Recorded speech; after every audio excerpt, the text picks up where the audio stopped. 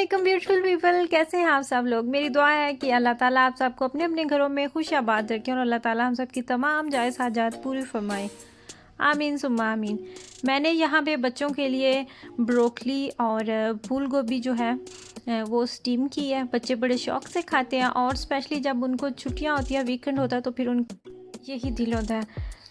फूल गोभी और ब्रोकली को मैंने स्टीम कर लिया था। जब ये अच्छे से गल चुकी थी तो मैंने एक पैन में थोड़ा सा ऑलिव ऑयल डाला और उसके अंदर मैंने ये सब्जियां डाल के, तो इसके ऊपर मैं थोड़ा सा नमक जो है वो स्प्रिंकल कर लूँगी और मैं इसको ज़्यादा नहीं 1 से 2 मिनट इस तरह स्टर फ्राई करूँगी और इनका बड़ा अच्छा सा एक मज़ेदार सा जो है वो जायका भी बच जाता है इस तरह थोड़ी देर अगर आप इसको फ्राई करते हैं बाद में। तो वैसे भी सेहत के लिए बहुत अच्छी होती है, स्पेशली ब्रोकली के बहुत ज़्यादा फ़ायदे होते हैं और मुझे ख़ुद भी सब्ज़ियां बहुत पसंद है। और मेरे बच्चों को जो किस तरह आदत बनी, उनके किंडरगार्टन में सब्ज़ियां जो है इस तरह स्टीम्ड और बॉयल्ड जो है बच्चों को मिलती है, तो वहीं से बच्चों को आदत होगी खाने की। पपरिका बहुत शौक़ से खाते हैं वो, और ये इस तरह ब्रोकली इन्हें बहुत ज़्यादा पसंद है। मिराज नहीं खाता था पहले, लेकिन जब से उसका भी हमने लंच उधर उसके प्ले स्कूल में रखवाया, खैर अब तो वो काफ़ी अरसे से नहीं कर रहा, लेकिन जब से उसका लंच रखवाया तो वो बड़े शौक़ से खा लेता है।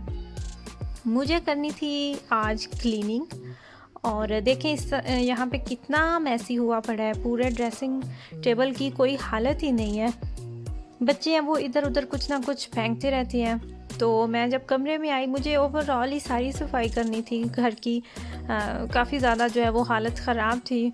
बच्चे जब घर होते हैं, आपको पता है कि डेली बेसिस पे सफाई करना पड़ती है। नॉर्मली तो जब बच्चों का स्कूल होता है, बच्चे सारा दिन स्कूल होते हैं, तो मैं क्या करती हूँ, मैं दूसरे दिन वैक्यूम क्लीनर जो है उससे सफाई कर देती हूँ। बच्चों की आजकल वैसे ही छुट्टियां चल रही हैं और आपको पता है कि बच्चों के खिलौने एक जगह पे तो बिल्कुल रह ही नहीं सकते। हालांकि बच्चों के अपने रूम में इतनी ज़्यादा मैंने स्पेस बनाई हुई है बच्चों के खिलौनों के लिए स्पेशल इतनी, लेकिन फिर भी इधर उधर बस गिर रहे होते हैं। ये मैं आज मार्केट गई थी तो वहाँ से मैंने ये लेके आई हूँ हेयर बैंड्स ब्लैक कलर में। इनकी मुझे ज़रूरत थी तो ये मैंने यहाँ पे ही रख दिया, तो इनको भी मैं यहाँ पे करती हूँ साइड पे। और ये जाएगा बच्चों के रूम में। ये रिंग है। इतनी ज़्यादा पेंसिल्स थी तो मैंने जो पेंसिल्स हैं वो बच्चों की पहुँच से दूर रखी हुई थी, जो कि अभी नहीं यूज़ करनी थी साइड पे। लेकिन मिराज ने नीचे अपने रूम में चेयर रख के अलमारी के मैंने सबसे ऊपर छुपा के रखी हुई थी जहाँ पे इसको नज़र नहीं आए, लेकिन उसने चेयर पे चढ़ के, तो इसमें से ये पेंसिल्स जो थी मेरे ख्याल से 3 थी, इसके अंदर 3 पेंसिल्स थी और एक इस तरह का यहाँ पे था, ये ऑरेंज पेन था। तो उसने वो सब निकाल के, तो अब वो अल्लाह जाने वो उसने कहाँ पे किया, तो उसका जी खाली जो कवर है वो यहाँ पे पड़ा हुआ है। क्योंकि आपको पता ही है कि बच्चों को जितनी चीज़ें आती हैं वो बस निकाल देते हैं, तो फिर जब ज़रूरत होती है चीज़ों की तो वो नज़र ही नहीं आती। और यहाँ पे भी इसके नीचे कोई सेल पड़ा हुआ है मेरे ख्याल से, ये रहा ये सेल है, और ये पैसे यहाँ पे किधर से आ गए। देखें खुशकिस्मती, ये मुझे याद ही नहीं है कि मैंने कब ये वाले पैसे यहाँ पे रखे थे 20 यूरो। मुझे बिल्कुल भी याद नहीं आ रहा और मुझे अभी तक भी नहीं समझ आ रही। हाँ मेरे बच्चे आ गए कि मैंने कब यहाँ पे पैसे रख दिए, लेकिन लक मेरी मुझे अभी मिल गए। अच्छा आप मिराज ये उठाए ना, ये सेल ये आपने इधर नीचे इसके रखा था। अच्छा आप ये उठाए ना, ये अपनी दोनों चीज़ें आप अपने रूम में रख के आए। ये इधर आपकी जगह तो नहीं है। और मैं ये लेके आई थी आज गार्नियर का हेयर कलर। मुझे अपने बाल जो है वो कलर करने थे, और ये वाला जो कलर है ये आप ये कह लें कि किर्श क्या उसको कहते हैं, देखिए अब उर्दू में मुझे नाम ही नहीं आ रहा।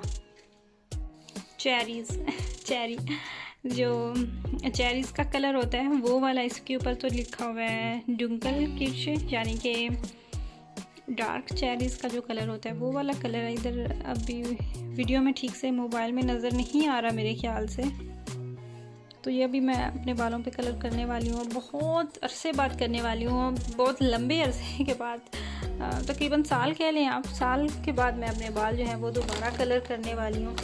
मैंने अपने बालों पे करवाए थे, रिबॉन्डिंग करवाई थी और उसके बाद मैंने बाल भी कलर किया था। तो उसके बाद से अभी फिर ये मैं करने वाली हूँ। लास्ट अक्टूबर में मैंने किया था। तो अभी मैं यहाँ पे थोड़ी सी क्लीनिंग कर लूँगी, सफाई कर लूँगी। जो चीज़ें मुझे ज़रूरत है वो मैं इधर रखूँगी। और जो मेरे ऑयल्स हैं जो कि मुझे बहुत पसंद है, मैं ऑलमोस्ट डेली यूज़ करती हूँ, तो वो यहाँ पे आएंगे मेरी साइड टेबल के बिल्कुल साथ, ताकि मैं इनको स्किप नहीं कर सकूँ।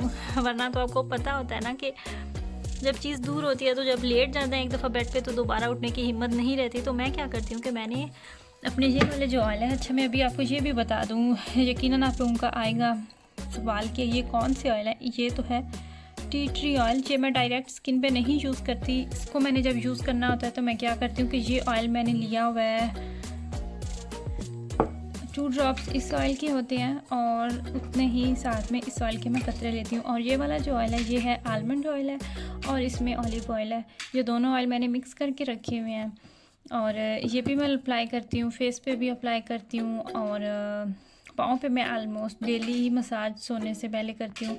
और ये आर्गन ऑयल है, ये आप लिप्स पे भी यूज़ कर सकते हैं और मैं इसको एज अ क्लेंजर भी यूज़ कर लेती हूँ और मैं इससे स्किन जो है उसको मसाज भी कर लेती हूँ। ये तो हर हाल में ही मतलब कि आपकी स्किन के लिए इतना अच्छा होता है। ये देखिए इसके ऊपर इसके तमाम जो है ना फ़ायदे भी लिखे हुए हैं और आप इसको कैसे कैसे यूज़ कर सकते हैं वो भी यहाँ पे ये एप्लीकेशन आपको जो है वो नज़र आ रही होगी।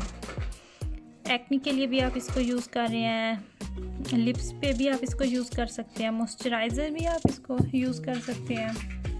और आप यकीन करें ये वाले जो ऑयल्स होते हैं ना ये बेस्ट मॉइस्चराइज़र होते हैं। कभी कभार तो मुझे वैक्यूम से ज़्यादा ये जो डस्टिंग का काम होता है ये ज़्यादा मुश्किल लगता है। और स्पेशली जब मुझे कमरे की ये मैं इसका मेकअप की और ये सारी चीज़ों की सेटिंग कर लेती हूँ, इन्हें मैं एक दफ़ा क्लीन कर लेती हूँ तो मुझे ऐसे लगता है जैसे सारा काम जो है वो ख़त्म हो चुका है। हालांकि मैंने ड्रेसिंग के ऊपर सिर्फ वही चीज़ें रखी हुई हैं जो कि मैं डेली बेसिस पे यूज़ करती हूँ और मुझसे ज़्यादा तो खैर बच्चों की चीज़ें हैं जो बच्चे यूज़ कर रहे होते हैं। मैंने तो अपनी सारी चीज़ें जो है वो ड्रॉर में फेंकी हुई हैं।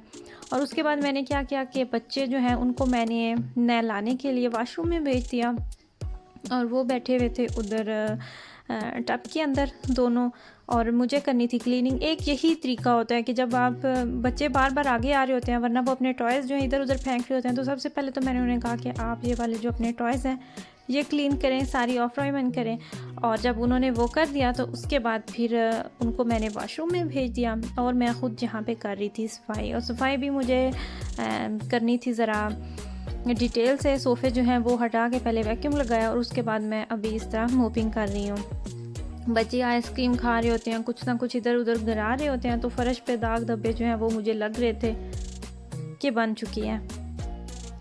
हफ्ते में मैं एक दफ़ा मोपिंग जो है वो इस तरह करती हूँ और उसके लिए पानी लेके तो उसके अंदर मैंने एक लिक्विड लेके रखा हुआ है, वो बहुत अच्छा है। और पानी में डाल के तो जब इस तरह सफाई करे तो वो फ़ौरन से दाग फ़र्श पे चाहे कितने भी दाग धब्बे क्यों ना हो, कितना भी मैसी मतलब गंदा क्यों ना हो फ़र्श, वो फ़ौरन से जो है वो फ़र्श को क्लीन कर देता है। अगर आपको लोगों को उस लिक्विड की पिक्चर देखनी हो, अगर आपको वो चाहिए हो तो मैं आप लोगों के साथ उसकी जो पिक्चर है वो ज़रूर शेयर कर दूँगी, आप कमेंट बॉक्स में लिख दीजिएगा।